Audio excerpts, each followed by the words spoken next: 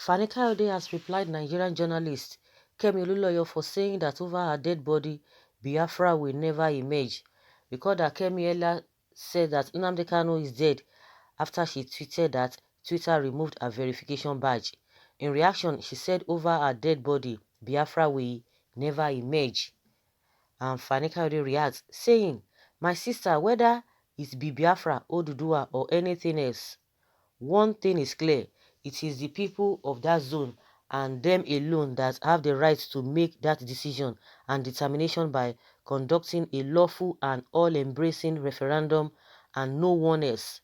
Outsiders have no right to tell them what to do. If they say they want to leave Nigeria in that referendum, then no one has the moral right or adequate power and authority to stop them. If they say they wish to stay, then no one has the right to push them out. That is democracy and that is freedom. As you know, for many years I was a believer in instruction, but now the last few years I have believed strongly that the free exercise of the right of self-determination of the various ethnic nationalities in Nigeria is the way forward, and I have said so over and over again. This is because no one takes restructuring seriously anymore, and it will never be allowed to happen by those that believe that they own Nigeria. Whatever you and I believe, though, one thing is clear. The Nigeria of 2020 is very different to the Nigeria of 1967. Any attempt to hold one or any group of people in by force of arms or to perpetuate genocide against them if they choose to leave will be met with equal resistance, and force will ultimately fail. This is because the country is not only badly fractured and deeply divided, but because we are also sitting on a keg of ethnic and religious gunpowder, which we must never allow to ignite.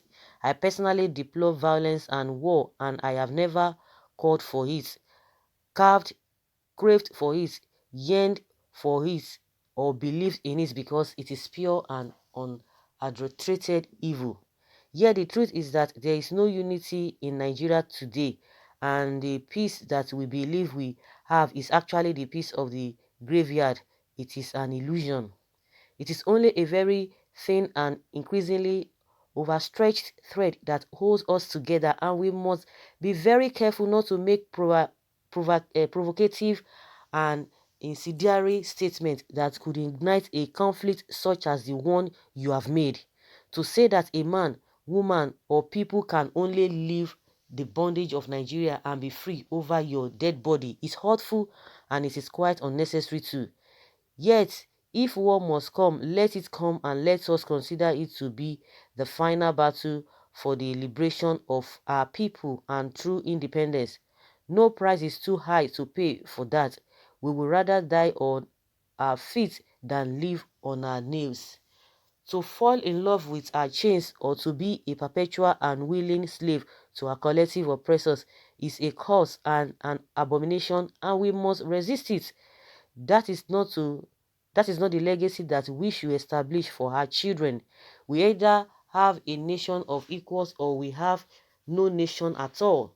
That is has always been and will always be my view, and this is well known to both my friends and my foes.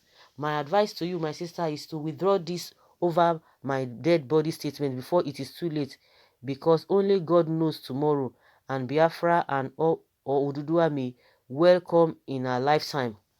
You are a much loved, well-educated, proud and noble daughter of the Southwest with an illustrious heritage and enviable roots.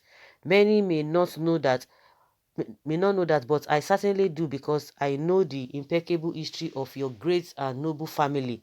We in the Southwest cannot afford to lose you, because Oduduwa Republic, if and when it is established, we need you in the next few years. Finally, let me end with the following. My friend and brother Nnamdi Kanu is not dead, but alive and well. We were in touch only the other day. I told you this 2 days ago, but you still doubted me and tweeted that despite my words, you believed that he's dead. This hurts me because the trust that exists between us is deep and profound. You and I go back a long way. We have never doubted one another, and we never lied to one another. Most importantly, we have fought many battles together side by side over the years, and ever since 1980 when we first met in London, and you have always proved to be true. As you know, I never forget my friends, no matter what differences we may have. I repeat to you that Nnamdi Kanu is alive and well. Take it from me, and please desist from saying otherwise. Death is a terrible thing, and there has been too much of it flying around lately.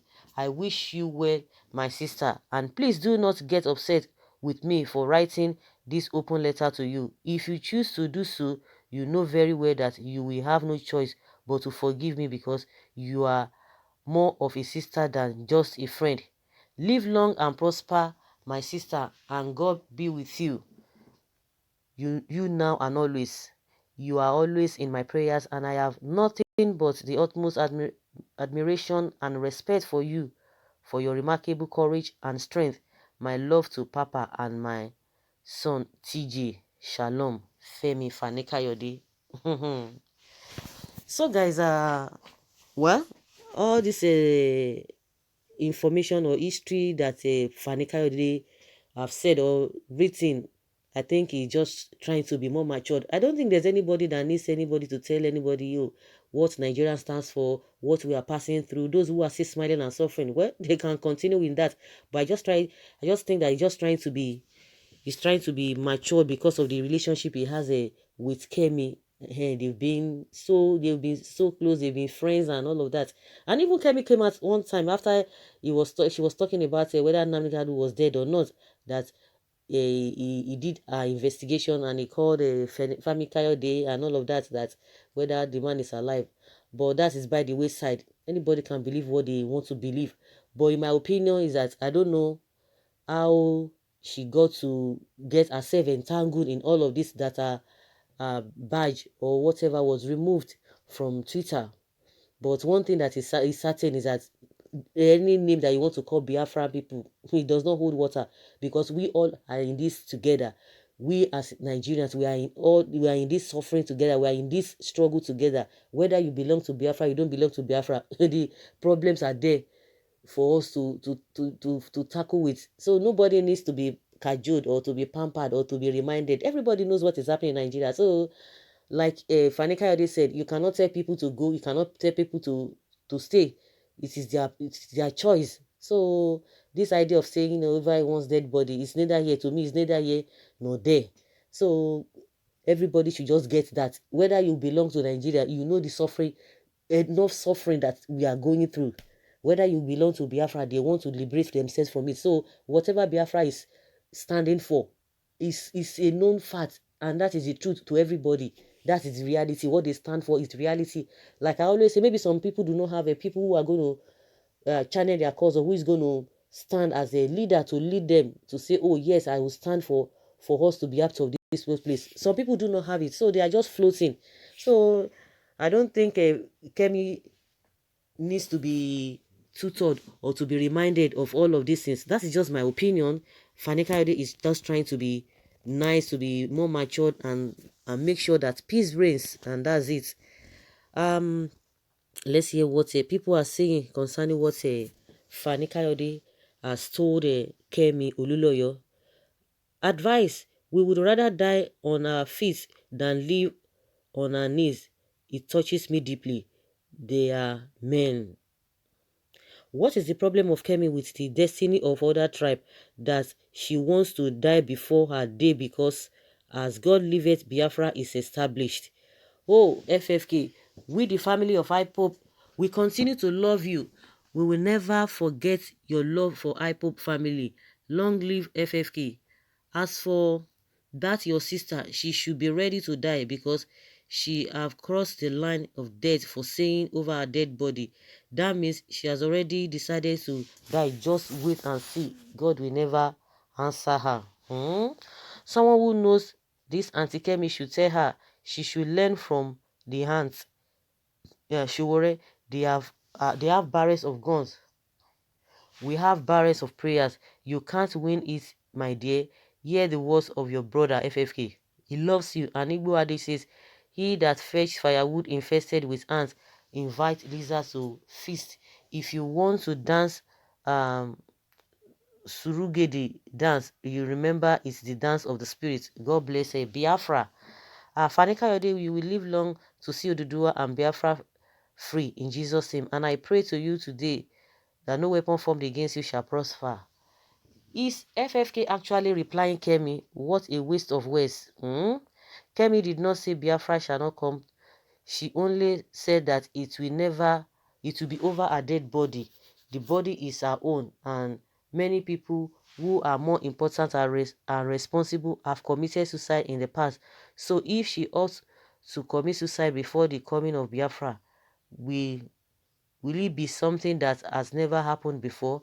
This issue should not attract any media attention. If you ask me, again, I think what FFK did was to persuade his sister against intended suicide, which I think is also in order if she will listen to him. I doubt so much if Kemi has the capacity or even in a position to contribute to either Biafra coming or not. Of course, that is exactly it is.